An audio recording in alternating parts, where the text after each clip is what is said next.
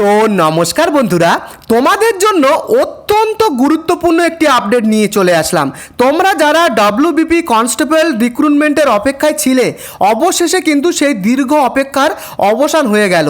এখানে কিন্তু WBP constable রিক্রুটমেন্টের যে আপডেট সেটা কিন্তু চলে এলো। তোমাদের জন্য দারুণ খুশির খবর। দেখতে পাচ্ছ এখানে কিন্তু কনস্টেবল এবং লেডি কনস্টেবল পদে প্রায় 12,000 শূন্য পদে নিয়োগ হতে চলেছে।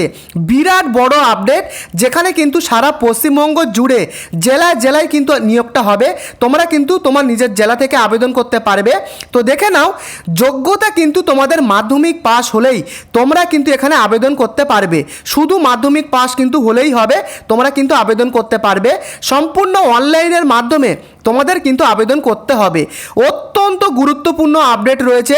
যারা দীর্ঘদিন থেকে ডব্লিউবিপি কনস্টেবল রিক্রুটমেন্টের অপেক্ষায় ছিলে, তাদের জন্য অত্যন্ত গুরুত্বপূর্ণ আপডেট।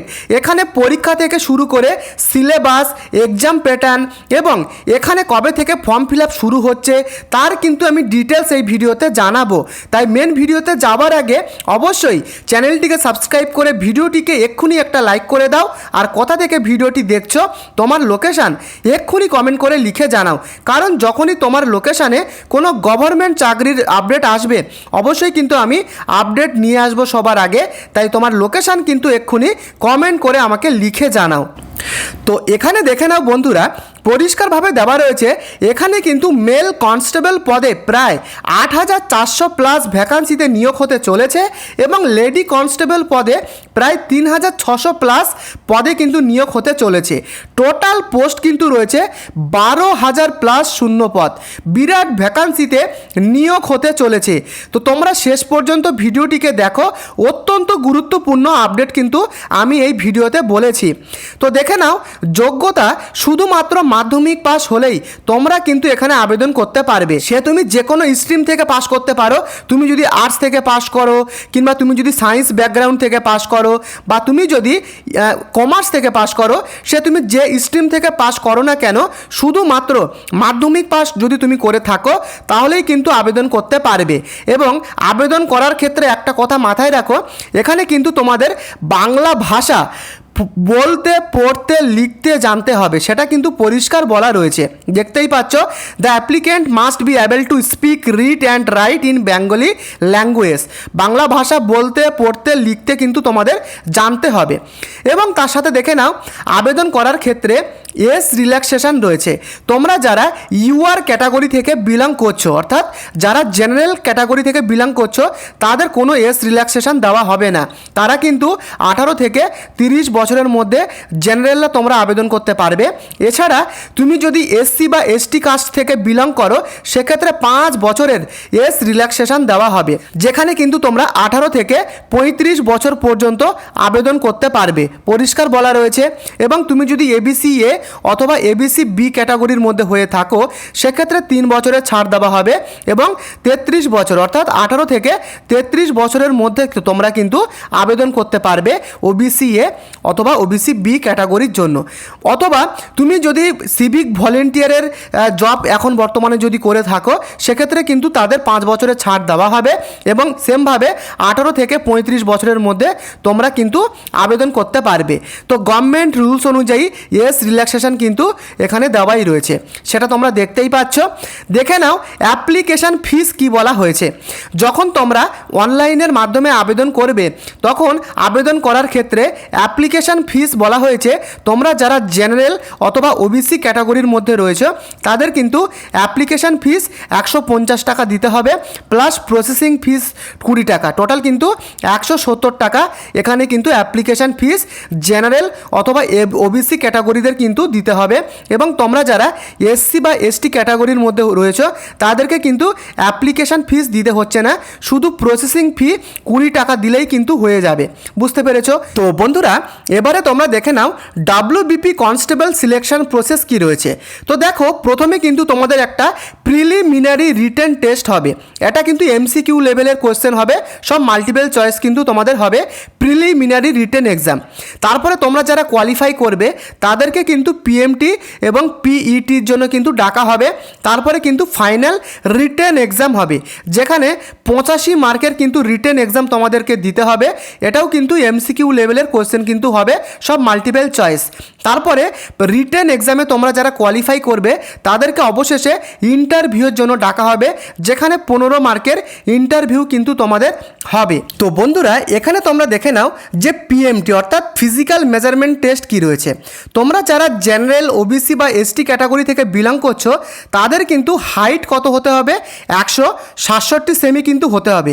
এটা কিন্তু আমি মেল কনস্টেবলদের কথা বলছি, যারা ছেলেরা রয়েছে তাদের ক্ষেত্রে 167 সেমি হতে হবে, এবং যারা এসটি এবং গোর্খা এবং রাজবংশী থেকে বিলং করো তাদের 160 সেমি কিন্তু হাইট হতে হবে, এবং ওয়েট কিন্তু হতে হবে 57 কেজি জেনারেল, ওবিসি এবং এসসি ক্যাটাগরিদের মধ্যে, এবং তোমরা যারা এসটি এবং গোর্খা এবং রাজবংশী থেকে বিলং করছো তাদের 53 কেজি হতে হবে। চেস্ট কি হতে হবে দেখো, 78 সেমি কিন্তু চেস্ট সাইজ কিন্তু হতে হবে, এবং বুক ফুলিয়ে তোমরা দেখতে পাচ্ছ এখানে আরও 5 সেমি কিন্তু তোমাদেরকে ফুলাতে হবে, বুকের ছাতি কিন্তু ফুলিয়ে, বুঝতে পেরেছো। এবং এসটি, গোর্খা এবং রাজবংশীদের ক্ষেত্রে তোমাদের 76 সেমি কিন্তু চেস্ট সাইজ হতে হবে, এবং বুকের ছাতি ফুলিয়ে আরও কিন্তু 5 সেমি তোমাদেরকে ফুলাতে হবে। এবং লেডি কনস্টেবল মেয়েদের ক্ষেত্রে কি হতে হবে, জেনারেল, ওবিসি এবং এসসি কাস্টদের ক্ষেত্রে হাইট কিন্তু 160 সেমি হতে হবে, এবং ওয়েট কিন্তু হতে হবে 49 কেজি। এখানে কিন্তু চেস্ট সাইজ লাগবে না মেয়েদের ক্ষেত্রে। এবং তোমরা যারা এসটি, গোর্খা এবং রাজবংশী থেকে বিলং করছো তাদের হাইট হতে হবে 152 সেমি, ওয়েট হতে হবে 45 কেজি। বুঝতে পেরেছো, এটা কিন্তু আমি বললাম পিএমটি অর্থাৎ ফিজিক্যাল মেজারমেন্ট টেস্ট। তারপরে দেখে নাও, তারপরে রয়েছে পিইটি। তো এটা কিন্তু একটা টাফেস্ট এক্সাম তোমাদেরকে আমি বলবো। তোমাদের কিন্তু পিএমটির পরে পিইটি হবে, যেখানে তোমরা মেল কনস্টেবলদের ক্ষেত্রে অর্থাৎ ছেলেদের ক্ষেত্রে 1600 মিটার ছুটতে হবে, 1600 মিটার ছুটতে হবে, এবং সেটা কিন্তু 6 মিনিট 30 সেকেন্ডের মধ্যে তোমাদেরকে কভার করতে হবে। এবং লেডি কনস্টেবলের ক্ষেত্রে মেয়েদের ক্ষেত্রে কিন্তু 800 মিটার ছুটতে হবে 4 মিনিট টাইমের মধ্যে। যদি এই টাইমের মধ্যে যদি তোমরা এই ডিস্টেন্সটাকে কভার করতে না পারো, সম্পূর্ণ কিন্তু তোমাদের রিজেক্ট করে দেওয়া হবে। তো অবশ্যই কিন্তু তোমাদের এই ক্রাইটেরিয়াটা ফুলফিল করতে হবে। তো দেখে নাও এখানে পরিষ্কারভাবে বলা রয়েছে WBP constable syllabus and exam pattern.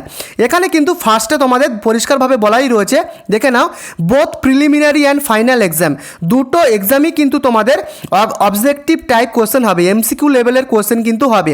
তো দেখে নাও সিলেবাসটা কী কী রয়েছে, তোমাদের কোন কোন সিলেবাস থেকে তোমাদের কোশ্চেনগুলো আসবে। জেনারেল অ্যাওয়ারনেস থেকে আসবে, তোমাদের history and geography of India থেকে তোমাদের কিন্তু আসবে, পরিষ্কারভাবেই বলা রয়েছে। জিকে থেকে তোমাদের আসবে history and geography India, current affairs, এটা কিন্তু ওয়েস্ট বেঙ্গল ফোকাসড, দেখতেই পাচ্ছ প্রায় সব কিন্তু 90% আমি বলবো ওয়েস্ট বেঙ্গলের কারেন্ট অ্যাফেয়ার্স থেকে আসবে, এবং সায়েন্স ব্যাকগ্রাউন্ড থেকে আসবে, এবং রয়েছে স্পোর্টস অ্যান্ড অ্যাওয়ার্ডস থেকে আসবে, অর্থাৎ খেলাধুলো। রিসেন্ট যে বিশ্বকাপ হয়ে গেল মেয়েদের এবং ছেলেদের, সেখান থেকে কিন্তু আসবে।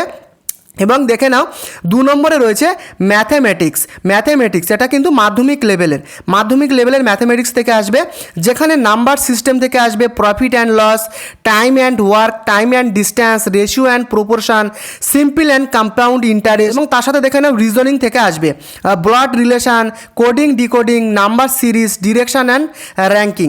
তো বন্ধুরা এগুলো থেকে কিন্তু তোমাদের কোয়েশ্চেনগুলো আসবে। তো বন্ধুরা ডাব্লিউবিপি কনস্টেবলের জন্য যে বেস্ট বুক, ডাব্লিউবিপি কনস্টেবলের এক্সামের জন্য যে বেস্ট বইগুলো রয়েছে সেই প্রত্যেকটা বইয়ের লিঙ্ক এই ভিডিও ডেসক্রিপশানে দেওয়া রয়েছে। এখনও পর্যন্ত যারা প্রিপারেশান শুরু করনি বা প্রিপারেশান শুরু করতে চাইছো তারা এক্ষুনি বইগুলোকে অর্ডার করতে পারো। প্রত্যেকটা বেস্ট বুকের লিঙ্ক এই ভিডিও ডেসক্রিপশানে দেওয়া রয়েছে। ডাব্লিউবিপি কনস্টেবল স্যালারি রোপা 2019 অনুযায়ী এখানে যে বেতনটা রয়েছে বেসিক পে দেখে নাও 22,700 টাকা এবং গ্রস স্যালারিটা রয়েছে অ্যাপ্রক্স 26,000 টাকা থেকে 28,000 টাকা। তো দেখতেই পাচ্ছ তোমরা বেতনটা লেভেল 6 অনুযায়ী। তো বন্ধুরা এবারে তোমাদেরকে বলবো কবে থেকে তোমরা আবেদন করতে পারবে। তো দেখো WBP কনস্টেবল পদের জন্য যে আবেদন প্রক্রিয়া সেটা কিন্তু এই 2026 সালের তোমাদের ফেব্রুয়ারি থেকে মার্চ মাসে আসার কথা ছিল নোটিফিকেশান, অফিসিয়াল নোটিফিকেশানটা কিন্তু আসার কথা ছিল ফেব্রুয়ারি এবং মার্চ মাসের মধ্যে, কিন্তু এখনও পর্যন্ত তোমাদের যে নোটিফিকেশান সেটা কিন্তু এখনও বের হয়নি। তো বন্ধুরা আমি তোমাদেরকে বলবো এ মাসেও কিন্তু আর বের হবে না, কারণ তোমরা সবাই জানো এ মাসে কিন্তু ইলেকশান শুরু হচ্ছে। এই ইলেকশান কিন্তু এপ্রিল মাসে শুরু হচ্ছে। তো এপ্রিল মাসে কিন্তু তোমাদের কোনোভাবেই WBP কনস্টেবলের যে অফিসিয়াল নোটিফিকেশান সেটা কিন্তু বের হবে না। তো এবারে তোমরা কোয়েশ্চেন করবে যে স্যার তাহলে কবে বের হবে। দেখো আমি তোমাদেরকে বলবো মে কিংবা জুনের দিকে কিন্তু তোমাদের যে অফিসিয়াল নোটিফিকেশান WBP কনস্টেবলের সেটা কিন্তু বেরোনোর চান্স 90% রয়েছে মে কিংবা জুন মাসের দিকে। তো বন্ধুরা অবশ্যই চ্যানেলটিকে সাবস্ক্রাইব করে রেখে দাও, যখনই WBPর আপডেট চলে আসবে সাথে সাথে কিন্তু আমি এই চ্যানেলে আপডেট দিয়ে দেবো। তাই চ্যানেলটিকে অবশ্যই সাবস্ক্রাইব করে ভিডিওটিকে লাইক করে দিও এবং এর সাথে সাথে বেস্ট বুকের লিঙ্ক এই ভিডিওর ডেসক্রিপশানে দেওয়া রয়েছে। আর বেশি দেরি করো না, এখন থেকেই কিন্তু তোমরা প্রিপারেশান শুরু করে দাও। বেস্ট বুকের লিঙ্ক ডেসক্রিপশানে দেওয়া রয়েছে। দেখা হচ্ছে নেক্সট আপডেটে। ধন্যবাদ।